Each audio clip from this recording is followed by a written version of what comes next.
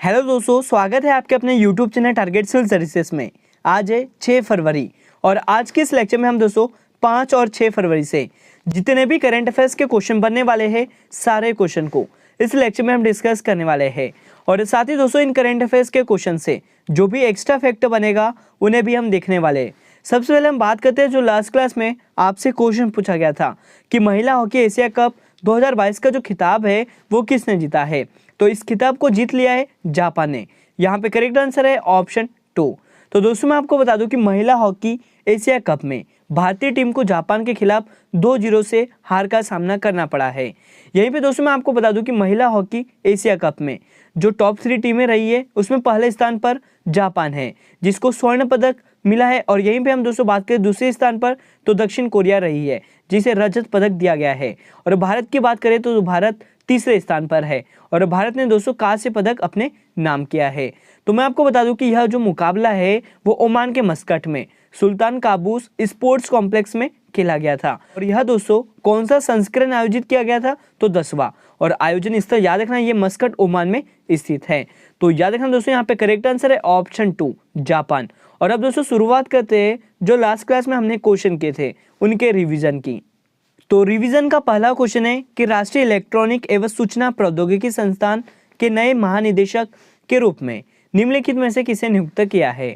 तो यह नियुक्त किया है दोस्तों डॉक्टर मदन मोहन त्रिपाठी को। करेक्ट आंसर है यहाँ पे ऑप्शन 1।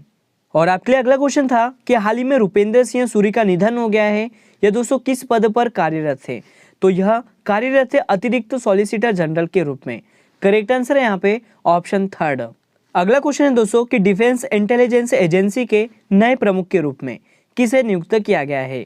तो यह नियुक्त किया है GAV रेड्डी को। करेक्ट आंसर है यहाँ पे ऑप्शन 1। अगला क्वेश्चन था दोस्तों कि हाल ही में किस मंत्रालय में दवाओं की होम डिलीवरी हेतु सेहत योजना को शुरू किया है। तो यह शुरू किया है रक्षा मंत्रालय ने। तो यहाँ पे करेक्ट आंसर हो जाएगा ऑप्शन 3। नेक्स्ट क्वेश्चन है कि DRDO की रक्षा अनुसंधान और विकास प्रयोगशाला के नए निदेशक कौन बने हैं। तो ये बने हैं दोस्तों श्रीनिवास मूर्ति। तो यहाँ पे राइट आंसर हो जाएगा ऑप्शन 2। अगला क्वेश्चन था कि केंद्रीय बजट 2022-23 में वित्त मंत्री निर्मला सीतारमण जी ने क्रिप्टो करेंसी पर कितने प्रतिशत टैक्स लगाने की घोषणा की है। तो यह घोषणा की है दोस्तों 30% टैक्स लगाने की। तो यहाँ पे करेक्ट आंसर हो जाएगा ऑप्शन 3। अगला क्वेश्चन था दोस्तों कि बैडमिंटन टूर्नामेंट ओडिशा ओपन 2022 का जो पुरुष एकल का खिताब है वो किसने जीता है। तो इस खिताब को जीता है किरण जॉर्ज ने। यहाँ पे करेक्ट आंसर है ऑप्शन 2। और रिवीजन का लास्ट क्वेश्चन है कि भारत के किस एथलीट को लॉरियस स्पोर्ट्स अवार्ड के लिए नॉमिनेट किया गया है। तो यह नॉमिनेट किया गया था दोस्तों नीरज चोपड़ा को। तो यहाँ पे राइट आंसर हो जाएगा ऑप्शन 3। और अब दोस्तों शुरुआत करते हैं आज के करंट अफेयर्स की। और अभी तक आपने हमारे लेक्चर को लाइक नहीं किया है तो लाइक जरूर कर दे, शेयर भी कर दे। अगर आप इस चैनल पर नए हो दोस्तों तो इसे सब्सक्राइब भी जरूर कर ले। आज का जो पहला क्वेश्चन है आपके लिए, भारतीय निर्यात आयात बैंक और किस देश के बीच $50 मिलियन के ऋण समझौते पर हस्ताक्षर हुए हैं। तो यह हस्ताक्षर हुए दोस्तों भारतीय निर्यात आयात बैंक और श्रीलंका के बीच। करेक्ट आंसर हो जाएगा यहाँ पे ऑप्शन 2। तो भारतीय निर्यात आयात बैंक और श्रीलंका सरकार ने दोस्तों $500 मिलियन के ऋण समझौते पर हस्ताक्षर कर दिए हैं। $500 मिलियन का लाइन ऑफ क्रेडिट समझौता श्रीलंका को अपनी मौजूदा ईंधन की कमी को हल करने में मदद करेगा। 2% से कम की मामूली दर पर 2 साल के लिए लाइन ऑफ क्रेडिट दिया गया है। तो याद रखना दोस्तों यहाँ पे करेक्ट आंसर क्या हो जाएगा ऑप्शन 2 श्रीलंका। और यहाँ पे हम दोस्तों बात करें भारतीय निर्यात आयात बैंक की। तो दोस्तों मैं आपको बता दूं कि ये जो एग्जिम बैंक है इसकी स्थापना 1982 में हुई थी और यह पूरी तरह से भारत सरकार के स्वामित्व में है। भारत के अंतर्राष्ट्रीय व्यापार को वित्तीय सुविधा और बढ़ावा देने के लिए स्थापित किया गया था। तो याद रखना दोस्तों आपको कि ये जो भारतीय निर्यात आयात बैंक है इसकी स्थापना कब की गई थी तो 1982 में। और अब चलते हैं अगले क्वेश्चन की ओर। आपके लिए अगला क्वेश्चन है कि केंद्रीय बजट में वित्त मंत्री निर्मला सीतारमण जी ने अगले 3 वर्षों में कितनी वंदे भारत ट्रेन विकसित करने का ऐलान किया है। तो यह ऐलान किया दोस्तों 400 वंदे भारत ट्रेन का। करेक्ट आंसर हो जाएगा यहाँ पे ऑप्शन 4। तो अगले 3 साल में नई 400 वंदे भारत ट्रेन विकसित करने का ऐलान किया है। और वहीं दोस्तों वित्त मंत्री निर्मला सीतारमण जी ने वन प्रोडक्ट का भी जिक्र किया है। तो याद रखना यहाँ पे करेक्ट आंसर हो गया ऑप्शन 4 400 वंदे भारत ट्रेन। यहाँ पे हम दोस्तों बात कर रहे थे बजट की, तो संसद में अब तक कितनी बार पेपरलेस बजट पेश किया गया है? तो 2 बार पेपरलेस बजट पेश कर दिया गया है। यहीं पे दोस्तों मैं आपको बता दूं कि बजट 2022 किस वित्तीय वर्ष के लिए पेश हुआ है, तो याद रखना आपको 2022-23 के लिए पेश किया गया है। संविधान के किस अनुच्छेद में बजट शब्द का प्रयोग हुआ है?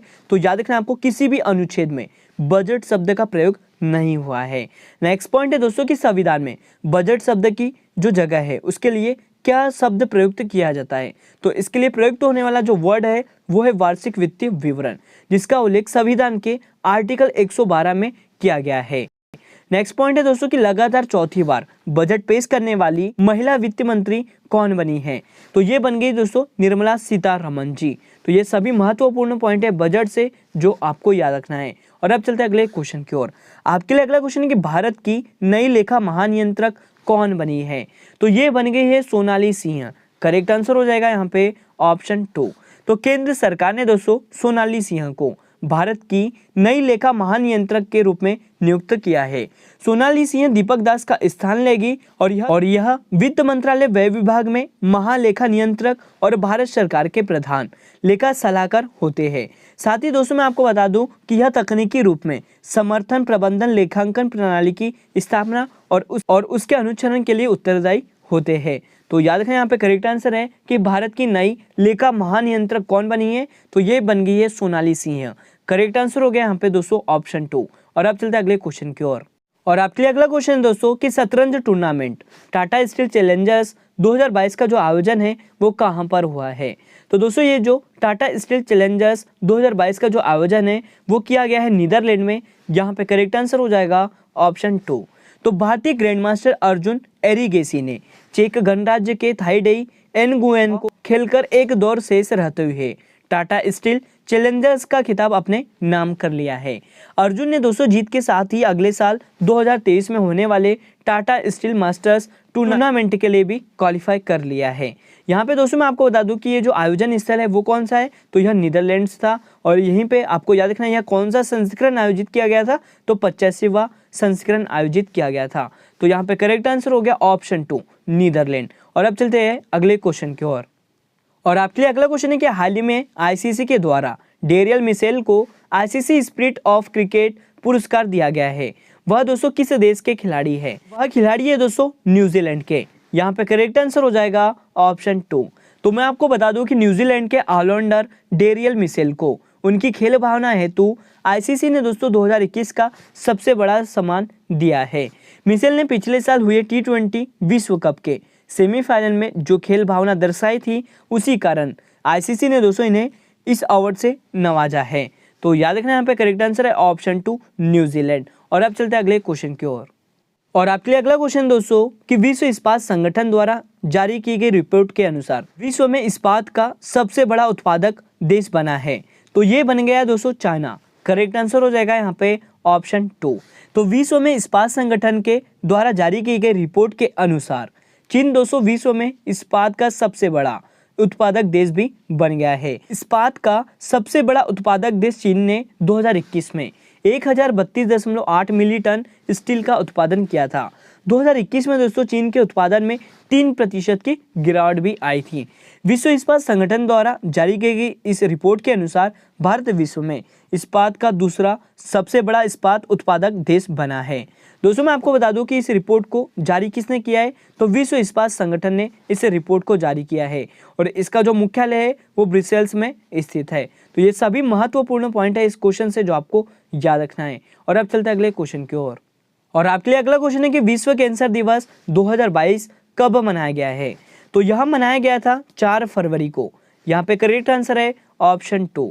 तो प्रतिवर्ष दोस्तों 4 फरवरी को विश्व कैंसर दिवस के रूप में मनाया जाता है।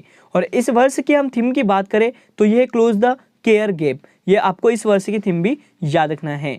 तो दोस्तों मैं आपको बता दूं कि ये जो विश्व कैंसर दिवस है इसको मनाने का उद्देश्य क्या है? तो लोगों में कैंसर के प्रति जागरूकता फैलाना है, जिससे कि कैंसर को शुरुआती अवस्था में ही पहचान कर उसे काबू कर उसे खत्म करने में मदद मिल सके। तो याद रखना आपको करेक्ट आंसर हो गया यहाँ पे ऑप्शन 2 4 फरवरी। मतलब विश्व कैंसर दिवस 2022 कब मनाया गया है? तो 4 फरवरी को। और अब चलते हैं अगले क्वेश्चन की ओर। नेक्स्ट क्वेश्चन है कि मध्य प्रदेश के होशंगाबाद का नाम बदलकर क्या कर दिया गया है। तो दोस्तों मैं आपको बता दूं कि ये जो मध्य प्रदेश के होशंगाबाद है इसका नाम अब कर दिया है नर्मदापुरम। करेक्ट आंसर है यहाँ पे ऑप्शन 2। तो मध्य प्रदेश के होशंगाबाद, बाबाई और टीकमगढ़ जिले के शिवपुरी गांव का नाम दोस्तों बदला गया है। यहाँ पे मैं आपको बता दूं कि होशंगाबाद का जो नया नाम है वो अब नर्मदापुरम कर दिया है और बाबाई का जो नया नाम है वो दोस्तों माखन नगर कर दिया है। और टीकमगढ़ के जो शिवपुरी गांव है इसका नाम दोस्तों अब कर दिया है कुंडेश्वर धाम। तो ये सभी महत्वपूर्ण पॉइंट है बदले गए नाम से जो आपको याद रखना है। तो याद रखना दोस्तों कि मध्य प्रदेश के होशंगाबाद का जो नया नाम है अब वो क्या हो गया है, तो नर्मदापुरम हो गया है। यहाँ पे हम दोस्तों बात कर रहे थे मध्य प्रदेश राज्य की, जिसकी राजधानी क्या है, तो याद रखना ये भोपाल है। और वर्तमान में दोस्तों यहाँ के जो मुख्यमंत्री है वो कौन है, तो ये शिवराज सिंह चौहान है और यहाँ के जो गवर्नर है वो मंगूभाई पटेल है। तो ये सभी महत्वपूर्ण पॉइंट है मध्य प्रदेश राज्य से जो आपको याद रखना है। और अब चलते हैं अगले क्वेश्चन की ओर। और आज का लास्ट क्वेश्चन है आपके लिए कि हाल ही में भारतीय नौसेना की किस स्कॉर्पियन पनडुब्बी ने समुद्री परीक्षण शुरू किया है। तो यह शुरू किया दोस्तों वागिर ने। करेक्ट आंसर है यहाँ पे ऑप्शन 2।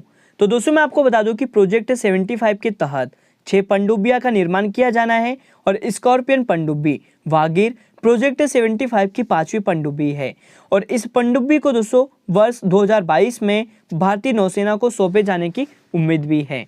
और इससे पहले मैं आपको बता दूं कि INS कलवरी, खंडेरी, करंज और वेला को भारतीय नौसेना में शामिल किया जा चुका है। और साथ ही दोस्तों यहाँ पे आपको याद रखना है कि वर्तमान में नौसेना के प्रमुख कौन है, तो यह दोस्तों एडमिरल R हरि कुमार है। तो याद रखना यहाँ पे करेक्ट आंसर हो गया ऑप्शन 2 वागिर। और अब दोस्तों बात करते हैं डेली जी के तड़का डोज 17 की। तो आज के महत्वपूर्ण क्वेश्चन में देख लेते हैं कि विश्व का जो सबसे बड़ा महाकाव्य है वो कौन सा है। तो यह है दोस्तों महाभारत। याद रखना है आपको कि विश्व का जो सबसे बड़ा महाकाव्य है वो कौन सा है, तो यह महाभारत है। नेक्स्ट पॉइंट है कि जीव विज्ञान का जो जनक है वो किसे कहा जाता है, तो यह कहा जाता है दोस्तों अरस्तु को। अगला पॉइंट है कि इंसुलिन शरीर में किस अंग से स्रावित होता है, तो यह स्रावित होता है अग्नाशय से। तो याद रखना यहाँ पे करेक्ट आंसर है अग्नाशय। नेक्स्ट पॉइंट है दोस्तों कि पृथ्वी अपने अक्ष पर किस दिशा में घूमती है, तो यह घूमती है पश्चिम से पूर्व की ओर। याद रखना कि पृथ्वी अपने अक्ष पर किस दिशा में घूमती है, तो पश्चिम से पूर्व की ओर। अगला पॉइंट है दोस्तों कि विश्व का सबसे बड़ा मरुस्थल कौन सा है, तो यह है दोस्तों सहारा मरुस्थल, मतलब सहारा डेजर्ट विश्व का सबसे बड़ा डेजर्ट है। नेक्स्ट पॉइंट है कि फोटोग्राफी में सामान्यतः प्रयोग किए जाने वाले हाइपो का जो रासायनिक नाम है वो क्या है, तो इसका रासायनिक नाम है दोस्तों सोडियम थायोसल्फेट। और आपके लिए अगला क्वेश्चन है दोस्तों कि बीजापुर का जो गोल गुंबज है ये किसका मकबरा है, तो यह मकबरा है मोहम्मद आदिल शाह का। याद यह मकबरा किसका है, तो मोहम्मद आदिल शाह का। नेक्स्ट क्वेश्चन है दोस्तों कि कोशिका की आत्महत्या की थैली किसे कहा जाता है, तो यह कहा जाता है लाइसोसोम को। अगला पॉइंट है कि सूरजकुंड झील किस राज्य में स्थित है, तो यह स्थित है हरियाणा राज्य में। नेक्स्ट पॉइंट है दोस्तों कि बेरी बेरी नामक रोग किसकी कमी के कारण होता है, तो ये होता है विटामिन B1 की कमी के कारण। और डेली जी के तड़का डोज 17 का आज का लास्ट क्वेश्चन है कि आयन अकबरी के लेखक कौन है, तो ये है दोस्तों अबुल फजल। याद रखना आपको कि अबुल फजल आयन अकबरी के लेखक थे। और अब दोस्तों बात करते हैं आज के क्वेश्चन ऑफ द डे की।